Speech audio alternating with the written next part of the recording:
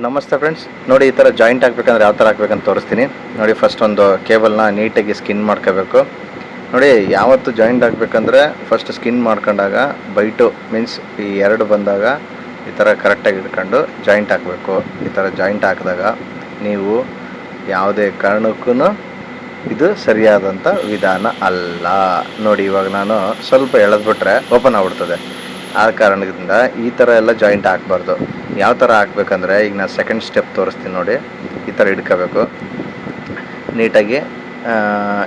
ನೀಟಾಗಿ ಮಾಡ್ಕೊಂಡು ನೋಡಿ ಬೈ 2 ಮಾಡ್ಕೋಬೇಕು. ಒಂದರಲ್ಲಿ 2 ಮಾಡೋ ಥರ ಈ ಥರ ಕ್ರಾಸಲ್ಲಿ ಇಟ್ಕೊಂಡು ನೀಟಾಗಿ ಸ್ಲೀವ್ ಮಾಡಿ ಈ ಥರ ಹಾಕಬೇಕು. ಆಲ್ಮೋಸ್ಟ್ ಎಲ್ಲರೂ ಇದೇ ಥರ ಜಾಯಿಂಟ್ ಹಾಕ್ತಾ ಇರ್ತಾರೆ. ನೋಡಿ ಇದೂ ಸರಿಯಾದಂಥದ್ದಲ್ಲ. ನೀವೇನೋ ಟೆಂಪ್ರವರಿ ಹಾಕ್ತೀನಿ ಅಂದರೆ ಈ ಥರ ಹಾಕ್ಬೇಕಷ್ಟೇ. ಬಟ್ ಯಾವುದೇ ಕಾರಣಕ್ಕೂ ಇದು ನೋಡಿ ಬಂತು ಈ ಥರ ಬರಬಾರ್ದು. ಅಂದರೆ ಯಾವ ಥರ ಜಾಯಿಂಟ್ ಹಾಕಬೇಕು ಅಂದರೆ ನೋಡಿ ಇವಾಗ ನಾನು ತೋರಿಸ್ತೀನಿ. ನೋಡಿ ಇದು ಸರಿಯಾದಂಥ ವಿಧಾನ. ಯಾಕೆಂದರೆ ಹೇಳಿದ್ರೆ ಯಾವುದೇ ಕಾರಣಕ್ಕೂ ಕೇಬಲ್ಲು ಜಾಯಿಂಟ್ ಆಗಿರೋ ಕೇಬಲ್ಲು ಬರಲೇಬಾರ್ದು. ಆ ಥರ ಜಾಯಿಂಟ್ ಆಗಬೇಕು. ನೋಡಿ ಒಂದು ಕೇಬಲಲ್ಲಿ ಎರಡು ಈ ಥರ ಓಪನ್ ಮಾಡ್ಕೋಬೇಕು.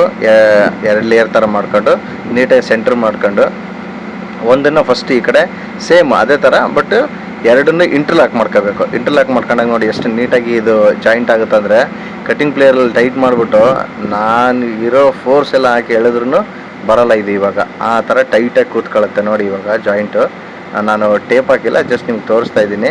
ಯಾವುದೇ ಪರ್ಮನೆಂಟಾಗಿ ಜಾಯಿಂಟ್ ಹಾಕಬೇಕಂದ್ರೆ ನೀವು ಈ ಥರ ಹಾಕಿ ನೋಡಿ. ಸ್ಲೀವ್ ಓಪನ್ ಆಗ್ತಾಯಿದೆ ಹೊರತು ಯಾವುದೇ ಕಾರಣಕ್ಕೂ ಜಾಯಿಂಟ್ ಓಪನ್ ಆಗ್ತಾಯಿಲ್ಲ. ಅಷ್ಟೊಂದು ಸ್ಟ್ರಾಂಗ್ ಇದೆ.